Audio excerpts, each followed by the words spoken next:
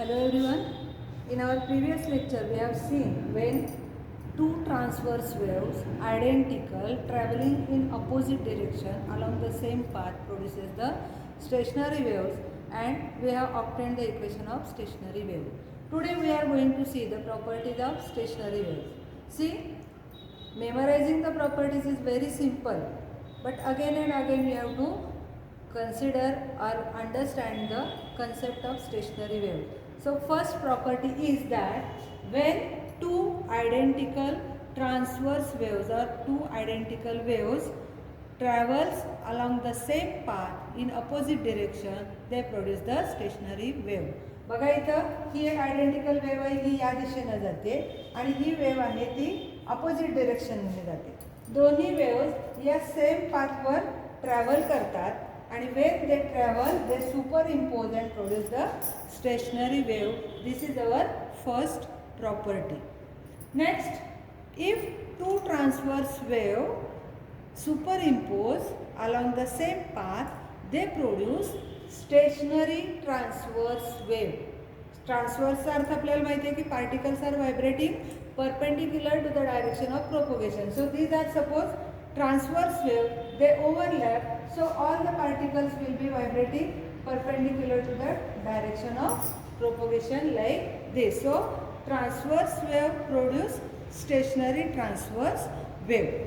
Now when the stationary wave is produced, next property, when the stationary waves are produced, there are some points which are at permanently rest. Such points are called as nodes. See here, this point will not vibrate, this point will not vibrate, this point will not vibrate, also this point will not vibrate. So these points which are stationary permanently for this wave, these are called as nodes. N stands for nodes. Okay. Now here are some points which are denoted by A. That means these particles vibrate with the maximum amplitude in both direction. Okay, so these points are called as antinodes. बघा लक्षात ठेवायला किती सोपी आहे property.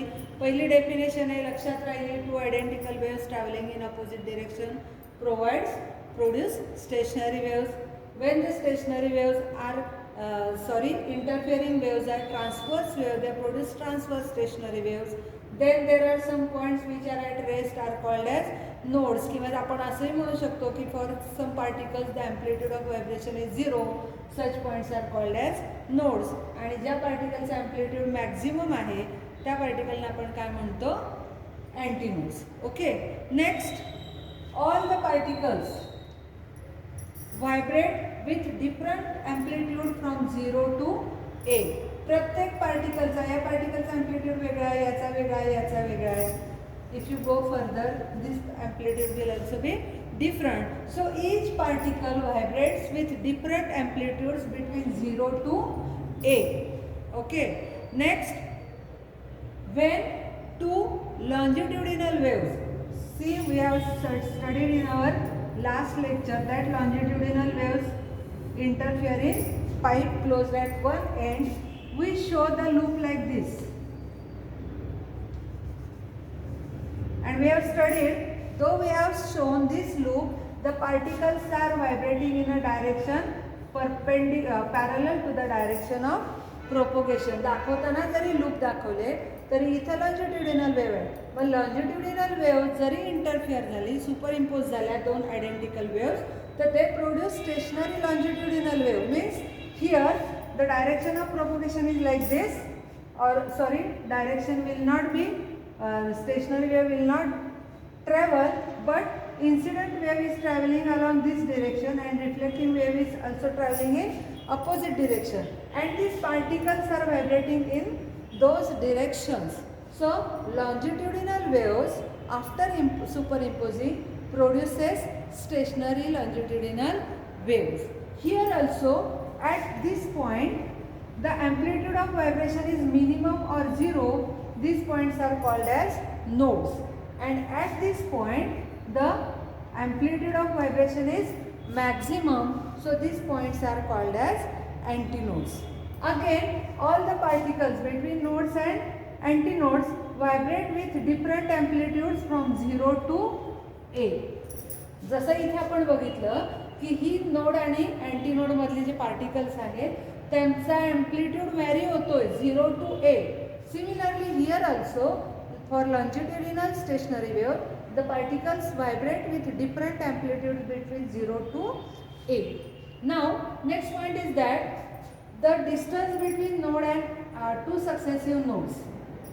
First see, आता बघा आपण complete एक क्रेस्ट आणि एक ट्रफची एक वेव्ह दाखवतो बरोबर. So the distance between these two points is lambda, isn't it. मग जर हे डिस्टन्स लॅम्बडा असेल तर डिस्टन्स बिटवीन टू नोड्स किती असणार आहे? lambda by 2. Similarly, the distance between two antinodes will be also lambda by 2. Same thing happen here also. The distance between two nodes or two antinodes is lambda by 2. So, if this distance is lambda by 2 or this distance is lambda by 2, you can find the distance between node and antinode as lambda by 4. लक्षात येते की नाही. आता ही complete wave तुमची lambda आहे, त्याचा half part आहे लॅम्बडा बाय 2 म्हणजे दोन डिस्टन्स नोडल पॉईंट मधलं लॅम्बडा बाय 2 आणि परत त्याचा हाफ डिस्टन्स म्हणजे किती झाला? Lambda by 4. So distance between node and antinode is lambda by 4. Now we have seen the amplitude of the each particle varies from particle to particle and it is from 0 to a, but the frequency of vibration of each particle in both case is same. Means particles are vibrating with same frequency but their amplitudes differs. त्यानंतर दुसरी एक गोष्ट की प्रत्येक पार्टिकलला energy आहे. Each particle is vibrating about its mean position, means it has energy.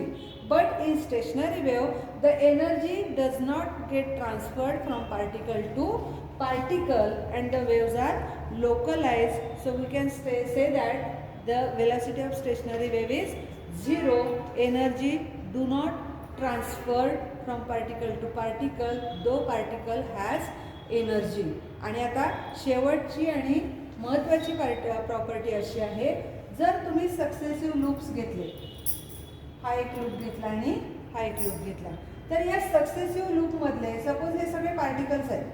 These particles will be moving in upward direction and in the next loop all the particles will be moving in downward direction. एक असा गेला तर दुसरा खाली जाणार आहे म्हणून आपल्याला हा असा लूप दिसतो. तसंच इकडून येणार आहे याच्यात तसंच होणार आहे. ही मोशन इतकी फास्ट असते की तुम्हाला असे स्टेशनरी लूप तयार झालेले दिसतात, पण ॲक्च्युली काय होतं की दोन ॲडजसेंट लूपमधले पार्टिकल्स डिफरंट डिरेक्शनला व्हायब्रेट होत असतात. If in one loop they are all moving in upward direction, in the neighbouring loop all the particles will be vibrating or moving in the downward direction. So there is a phase difference of 180 degree between the particles in successive loops. इथं सुद्धा तसंच होणार आहे. आता इथं तुम्हाला काय वाटणार आहे की या लूपमध्ये आणि या लूपमध्ये कसं काय होणार, तर या लूपमधले सगळे पार्टिकल्स जर अपवर्ड डिरेक्शनला मूव्ह होत असतील तर या लूपमधले सगळे पार्टिकल्स डाऊनवर्ड डिरेक्शनला मूव्ह होत असतील. परत हे डाऊनवर्ड डिरेक्शनला जातील त्यावेळेला वरच्या लूपमधले अपवर्ड डिरेक्शनला जातील. So the particles in successive loops vibrate out of phase. आणि आणखीन एक महत्त्वाची गोष्ट आहे की सगळे पार्टिकल एका वेळेलाच अपवर्ड डिरेक्शनला जातात आणि सगळे पार्टिकल एकाच वेळेला डाऊनवर्ड डिरेक्शनला येत असतात. So these are all the properties of stationary waves. लक्षात ठेवायला सोपं आहे. मेन तुम्ही एक 7 ते 8 प्रॉपर्टी लक्षात ठेवा. एक डेफिनेशन तर आपल्या लक्षात आहे की when two identical waves travel along the same path in opposite direction they produce stationary waves. Stationary waves produce झाल्या की त्या लोकलाइज्ड असतात म्हणजे त्यांची वेलॉसिटी 0 असते. Alternate nodes and antinodes are produced. At the nodes displacement is 0, at the antinodes displacement is maximum. Distance between two nodes or two antinodes is lambda by 2. The distance between successive node and antinode is lambda by 4.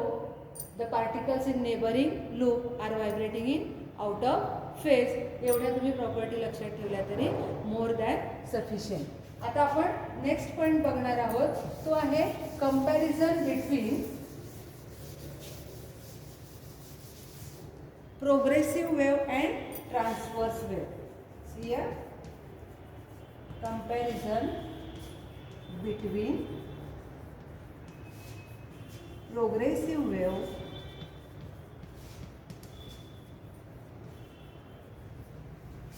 and stationary wave.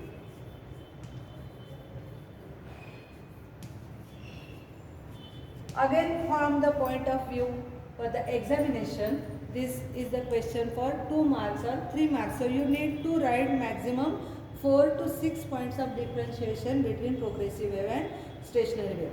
Obviously, first difference will be definition. आपल्याला माहिती आहे what is progressive wave. In progressive wave, the wave is moving in particular direction with certain velocity. बरोबर आहे ना. पण stationery वेव्हला velocity नसते, it is localise. So first point आपला clear झाला. Progressive wave travels with definite velocity while stationery wave has zero velocity. परत काय सांगता येईल आपल्याला, प्रोग्रेसिव्ह वेव्हच्या प्रत्येक पार्टिकलचा, आता ही समजा प्रोग्रेसिव्ह वेव्ह आहे, तर या पार्टिकलचा सुद्धा ॲम्प्लिट्यूड मॅक्झिमम एवढाच असणार आहे, इथल्या पार्टिकलचा ॲम्प्लिट्यूड सुद्धा मॅक्झिमम असणार आहे. So all particles vibrate with same amplitude. आणि आत्ताच आपण बघितलं की स्टेशनरी वेव्हच्या बाबतीत पार्टिकल्सचा ॲम्प्लिट्यूड व्हॅरी होतो particle to particle from 0 to A. हा झाला तुमचा सेकंड डिफरन्स. परत आपल्याला काय म्हणता येते, सॉरी, स्टेशनरी वेव्हमध्ये आपण बघितलं all the particles crosses their mean position. Here all the particles crosses the mean position simultaneously. At the same time ते वरती जातात, ॲट द सेम टाईम हे पार्टिकल्स खाली येतात. पण प्रोग्रेसिव्ह वेव्हच्या बाबतीत हा पार्टिकल मूव्ह झाला की मग हा म्हणजे पार्टिकल 1 by 1 मूव्ह होतात. तर इथं काय होतात, all the particles are crossing their mean position simultaneously. आणखीन आपल्याला काय म्हणता येईल की प्रोग्रेसिव्ह वेव्हमध्ये नोडल पॉईंट नसतात. म्हणजे कुठलाच पार्टिकल असा नाही आहे की जो ॲट रेस्ट आहे. प्रत्येक पार्टिकल इथं आल्यानंतर हा सुद्धा मूव्ह होणार आहे. तसं इथे आपण नोडल पॉईंट आहेत की जे काय आहे त्यांचा ॲम्प्लिट्यूड कसा आहे, 0 आहे. तसं स्टेशनरी वेव्हजमध्ये नोडल पॉईंट्स नसतात.